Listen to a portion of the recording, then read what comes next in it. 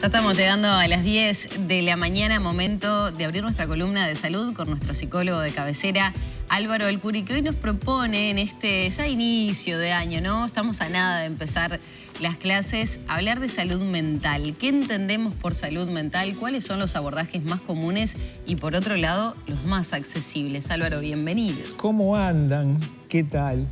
Bienvenido.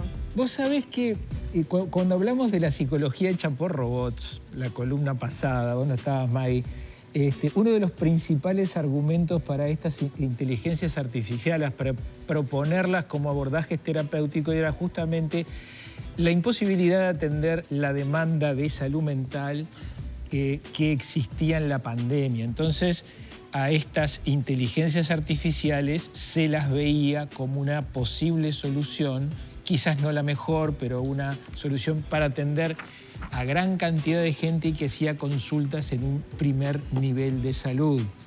Y esto lo ponían como una justificación de, bueno, hay mucha demanda, las personas no salen de sus casas y de repente de esta forma atendemos rápidamente con estas inteligencias programadas, con estas inteligencias artificiales, la demanda. Para entenderlo, una cosa que no es una persona. Exacto.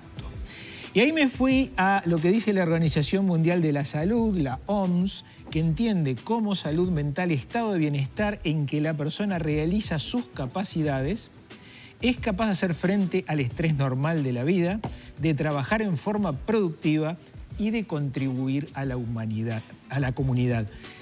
Confieso que la definición de la OMS me resulta tan abarcativa que es difícil imaginar lo que no cae dentro del concepto de salud. ¿Para vos qué es la salud mental? Creo que la salud mental es muchas cosas distintas, depende del abordaje en cada caso de cada persona. Por lo pronto hay dos grandes, yo diría, divisiones para enfocar esto. Salud a secas, ¿no? Un abordaje terapéutico que ve qué te pasa como ser humano, si tenés enfermedades y podés diagnosticarlas. Buena parte de lo que dice la definición de la Organización Mundial de la Salud no son enfermedades, ¿no? El estado de bienestar en que la persona realiza sus capacidades, no estoy enfermo de nada si no me siento con un estado de bienestar.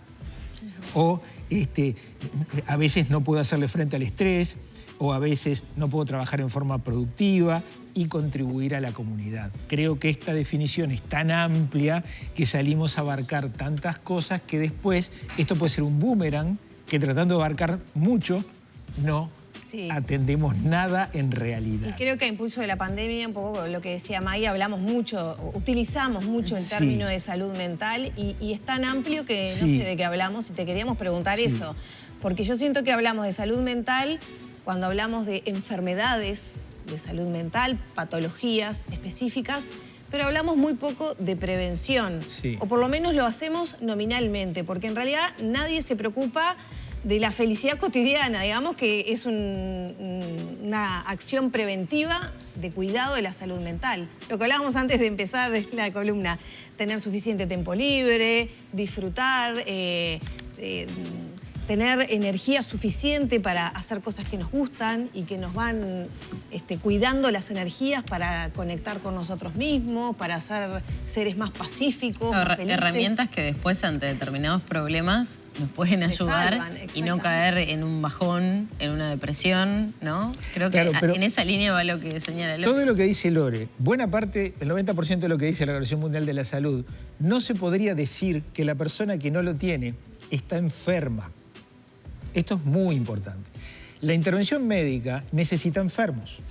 Para que haya un enfermo, para atenderlo desde una institución médica, desde un profesional, tiene que haber un diagnóstico de enfermedad. Entonces hay una persona enferma con un diagnóstico y yo voy y ataco esa enfermedad y generalmente medico esa enfermedad. Buena parte de lo que engloba estas definiciones de salud mental no es eso. Entonces, si son personas que no están enfermas, ¿qué hace el médico? ¿Qué hace el sistema de salud? Esto es muy gris, ¿no? Entonces, por lo pronto, yo como psicólogo sé que hay muchos abordajes distintos de la psicología para públicos distintos. Una gran división, por ejemplo, es la persona que no se puede valer por sí misma. Estamos hablando de una persona que no está en un estado de cordura, que no puede hacer prácticamente nada por sí mismo, que está fuera de la realidad, que está en un episodio psicótico, que está delirando, que no puede ni reconocerse. Bueno, esa persona necesita ser protegida, cuidada, atendida, porque ella por sus propios medios no puede hacerlo. Pero la enorme mayoría de las consultas que tenemos como salud mental, los consultorios que trabajamos en forma particular, no son estos casos. Claro, entonces de ahí creo la otra pregunta, ¿no? ¿Cómo es el acceso a ese tipo de consultas? Porque generalmente a nivel privado tienen un costo, ¿no? Yo voy a un consultorio, tengo que pagar esa consulta. ¿Qué pasa con las personas que no tienen ese acceso? ¿Tienen que hacerlo a través de su prestador de salud público? ¿Qué pasa ahí? Es difícil acceder. Hay algunas cosas que saben los usuarios de salud pública, que por ejemplo, si vos decís en una consulta, en una emergencia, que intentaste matarte, que tuviste un intento, que lo pensaste, ahí tenés una atención más rápida.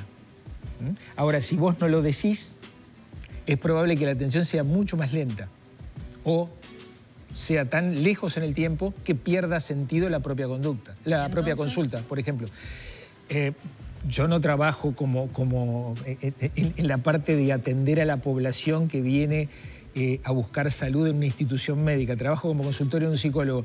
Pero me parece que es bien importante delimitar áreas para atenderlas. La infancia, el abandono en la infancia, los problemas de referentes de adultos en la vida de los niños.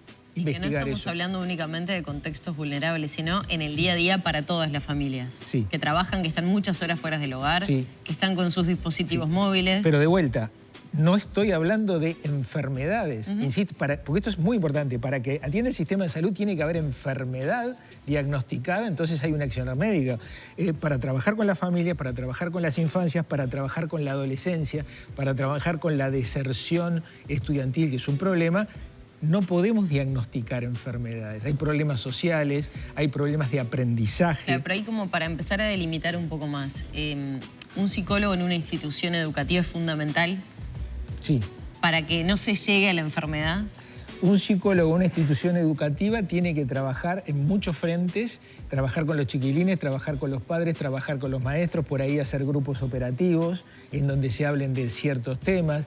El trabajo con la violencia, con la agresividad en los adolescentes es súper importante. Da resultados cuando estos grupos con padres, con maestros, con chiquilines se hacen y se siguen y se tiene claro de repente si hay algunos problemas, si hay adicciones, si hay ausentismo, si hay familias con problemas, cómo eso repercute en los chiquilines. Pero otra vez, puede no haber un problema de salud allí específicamente, sí un problema de atención a los adolescentes en las instituciones. O sea que esto es evidentemente multidisciplinario. Claro, vos decís, desplegar planes específicos para estas franjas etarias, estos sectores, y eso nos facilitaría y probablemente... No llega el problema de salud. No llega el problema... Pero también me pregunto, instituciones educativas, todos sabemos que siempre son insuficientes los psicólogos. Privados, justo hoy veníamos hablando de la educación privada, ¿no? Privados y públicos. A veces son insuficientes los psicólogos, pero también... 300 alumnos. Es insuficiente el abordaje con los padres, es insuficiente la cantidad de profesores. Hicimos una columna en donde veíamos los problemas de la violencia en la puerta de algunos liceos y se hablaba de pongamos un psicólogo allí. Y yo decía, no, ahí no se precisa un psicólogo, ahí se precisa un portero. Me acuerdo cuando hablamos. Ahora, entre el portero, los grupos operativos, el manejo multidisciplinario del abordaje de la educación, es multidisciplinario y no es solamente un problema de salud. Hay muchos problemas de conducta, de convivencia, de desintegración familiar, de falta de acceso a servicios, que ya no estamos hablando de algo específicamente de la salud, que se diagnostica y se medica o se diagnostica y se trata. Por eso decía, con salud mental estamos hablando de tantas cosas al mismo tiempo que terminamos desenfocando casi todo. Yo creo que hay que hacer lo contrario. Enfoquemos específicamente, por ejemplo, el tema de la deserción del sistema educativo en adolescentes. Se sabe bien cuándo son estas deserciones, se sabe bien cuáles son los chiquilines que probablemente deserten y por qué. Diagnósticos hay de todos los colores. Falta que actuemos allí. por ejemplo. Y otra de los temas que hay que abordar claramente es adicciones, que no es el combate contra las drogas. No tiene nada que ver una cosa con la otra. El problema de las adicciones es un problema generado por la propia persona que está mucho más predispuesta por razones estructurales a caer en una adicción. Sí, la cuestión humana que necesita llenar ese vacío y encuentra ese camino, ¿no? Claro, vos le sacás una droga y se adhiere a otra droga o a otra conducta adictiva. Por ejemplo, la ludopatía es una fuerte adicción sin droga. Ahí la adicción es a una conducta. Trabajar con los adictos no necesariamente es combatir sustancias, que muchas veces eso está confundido. Ahora quiero como empezar a seguir encaminando un poco este abordaje que estás haciendo vos, Álvaro. La idea es la prevención siempre, ¿no? Evitar que se llegue a una enfermedad en materia de salud mental, sí, o por lo menos que se llegue a cualquiera de estos aspectos que hemos mencionado. Atender a tiempo a esos jóvenes es una. Sí.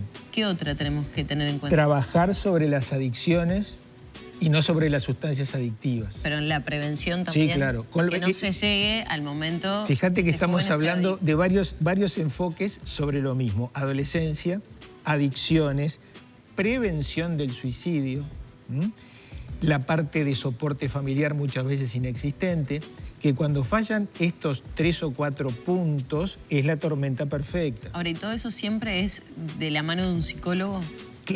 Claro que no. Todo.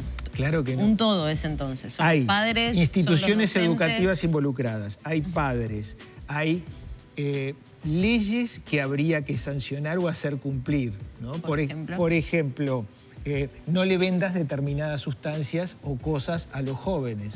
Si los jóvenes pueden comprar alcohol en el almacén de a la vuelta del liceo, todo fallaría.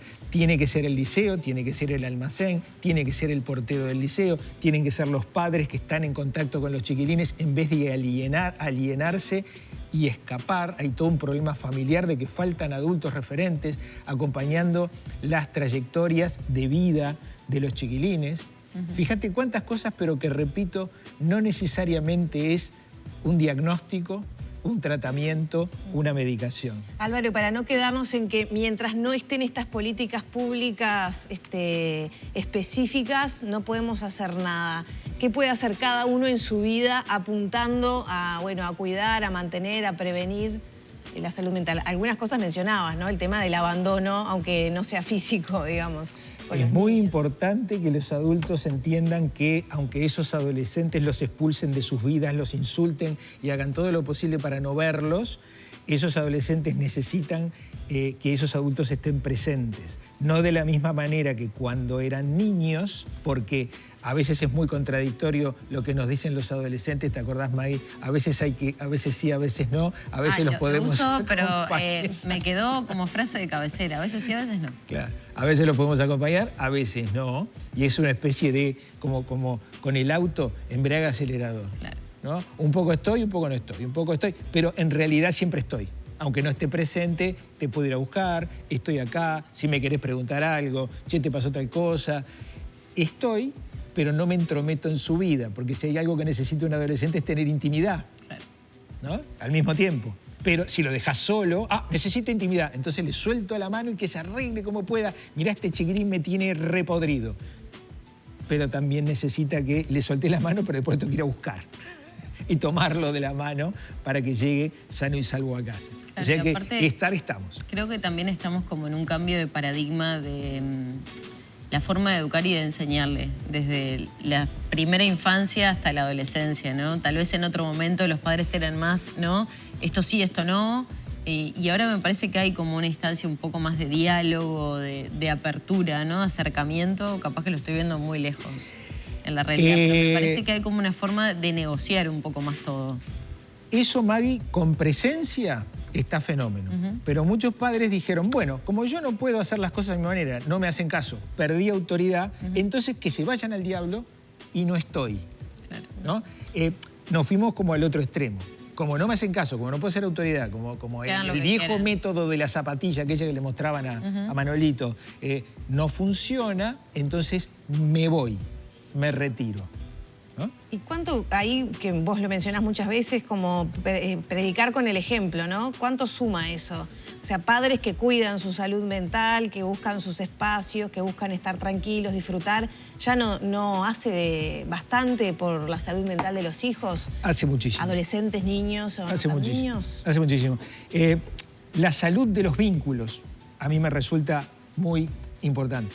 Un vínculo que funciona bien es un vínculo presente, es un vínculo cercano, es un vínculo en donde nadie desdibuja su rol. Los papás siguen siendo papás, los papás siguen teniendo autoridad, los papás dicen, ponen límites, no a zapatillazo, no con violencia, pero sí están presentes para marcar la cancha. Y los chiquilines tienen esa guía, tienen esa orientación que muchas veces no nos la agradecen y nos tratan muy mal cuando intentamos ser esa guía y esa orientación. Vaya paradoja.